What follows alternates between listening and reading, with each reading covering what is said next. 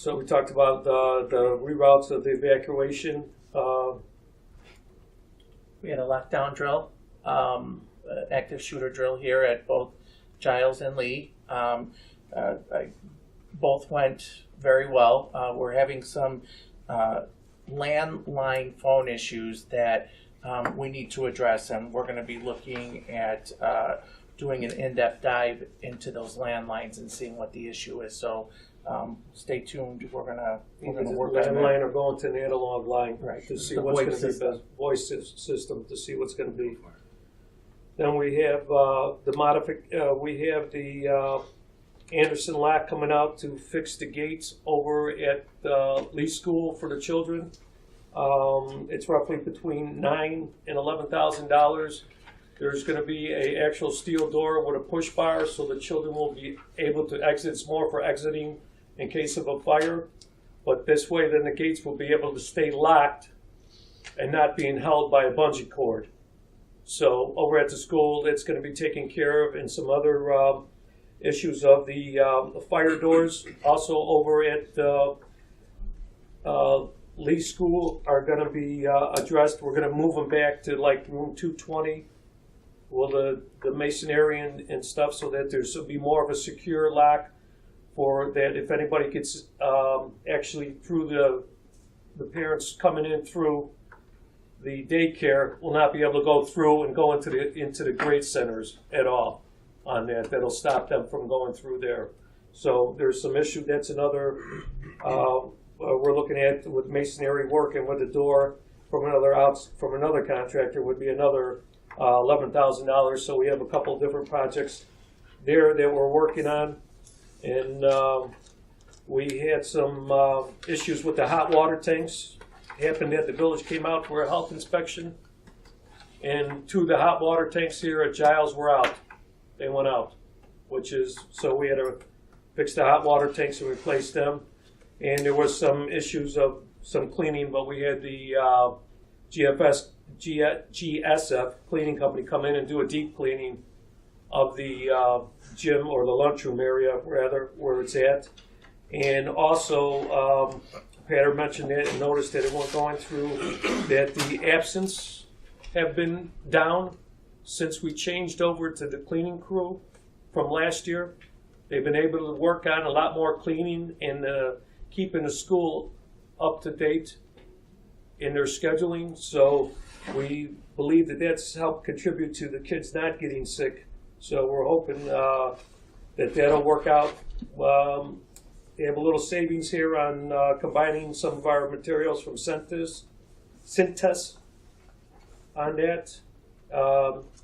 And also we're having Midwest Energy come out and talk to us, ComEd, about the peak hours and see about the savings and the monies that we could save with that.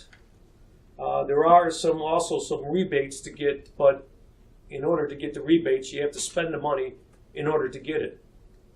And we don't have the money to spend to get it, so we're down with that. But going back to the lockdown drill, it was pretty good what they did after a certain point, but we do have some internal issues that we have to fix, some the interstructures of these buildings that we have to fix.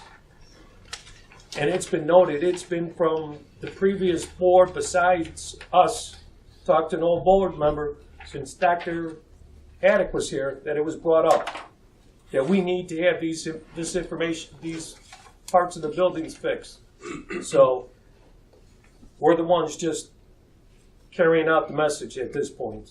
So that's all I have. If you have anything else, just to touch back on what Mike talked about the gate over at Lee. That is the entrance and exit of our grades 2 through 4, and putting that steel door there will allow for that area to be safe and secure, and that is our number one priority in making sure that those children are safe and secure. So we fall within budget on that, and I'm just letting the board know that we will proceed with the installation of that door over at that gate. And I And then just moving the interior door on the second floor by daycare, pushing it back so parents who have access to daycare cannot have access to the common, the rest of the part of the school. So we will get a door installed there. So, I'm sorry, Pascal, you mentioned that did we already budget money for these projects? Yes, this year? these were monies that we still were part of our original move that weren't used up. Okay. And these were some of the projects that we didn't get to just because we weren't sure where we were going to fall after the move. But now that we know, because that's been pretty much settled, that we do have. So this is in the budget for this year. Yes. Correct. Yes.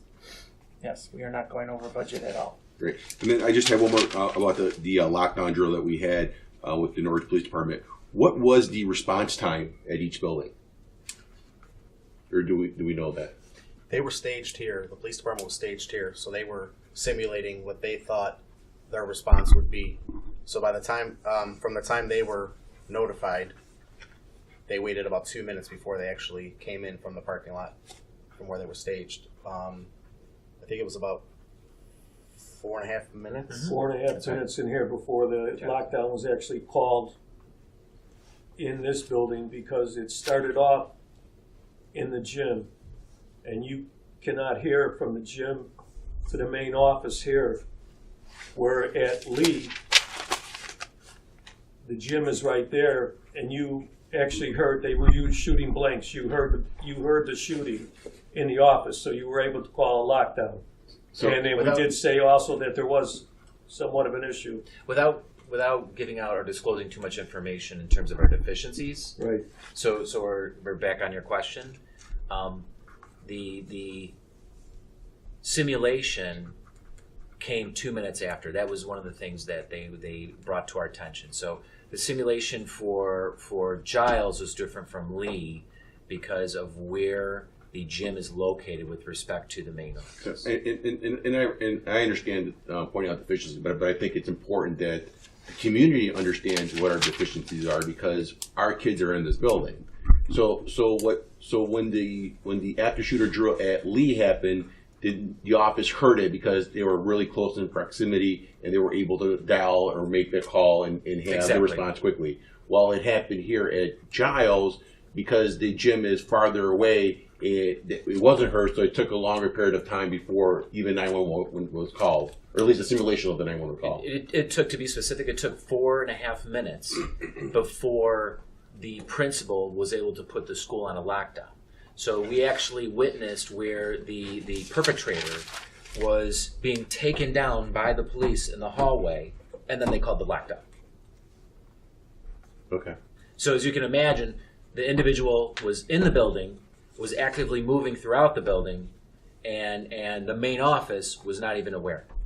And so they called the lockdown while the individual was being tackled in the hallway. Simulation of a tackle. Okay. Okay. So it means that we're having these practices so we could see where the issues are. So hopefully now we could try to correct them. Right, and I think if there were two or three things that really need to come to fruition, is number one, we need to investigate our phone system.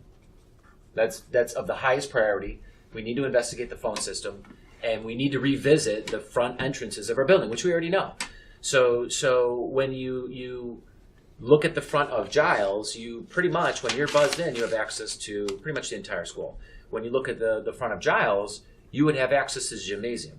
And it's really unfettered access. You could walk right in there, and no one is going to stop you from going in that direction. So there's some things that we could talk about, we can do to really mitigate those deficiencies. And I would bounce it back to the buildings and grounds, and we can have some deeper, richer conversation about what we can do to really delay, because it's all about time. That was the one thing that the police department, the Norwich Police Department brought up, is you're buying time. How do you buy time so that the police can get on site? That was one of the things that came up over and over and over. And so there are some things that we can do to buy time, but it's going to cost. We're going to have to invest some money. I don't know how much at this point in time. So, but money that we don't have to do, right? So my question is, what can the village of Norwich offer as far as, can we get police officers staged at both buildings? Can we can we hire an outside firm to, provide security where, is that something where parents of the district, again, like we've become a fee-based school, so, have the registration fee be a little higher and contract a security service where we have a security officer staged at both buildings and essentially the parents of the district pay for it? Or, is there a grant for police, extra police officers to be at, one There's a or, 3-year grant for an SRO. I know Ridgewood has an SRO, It's a 3-year grant. And then after that, I don't know how long, but. How come, but I know we've asked for this before. Is there any particular reason why we haven't applied for this grant? Well, it's really, you're talking about the COPS grant. It's a federal grant. It's out of Washington. And my understanding is the COPS grant has to be applied for by the municipality, not the school district. That's the requirement. And the grant is for individuals that receive the grant, it's a 3-year grant. So it does not go beyond the 3rd year. So the question is, after the 3rd year, after the expiration of the grant, who is going to pick up that expense? And unlike most high schools pay for the SRO officer. They have the money to have a police presence in the building. Most elementaries, if not all, do not have that. It's very uncommon. And you do have options. You can look for a service to provide an unarmed security guard in your buildings, but there's a cost. I don't know if you can have an armed, but I know you can have an unarmed security guard, which many high schools do. They have security, and it's a form of unarmed individuals that walk the building on a daily basis.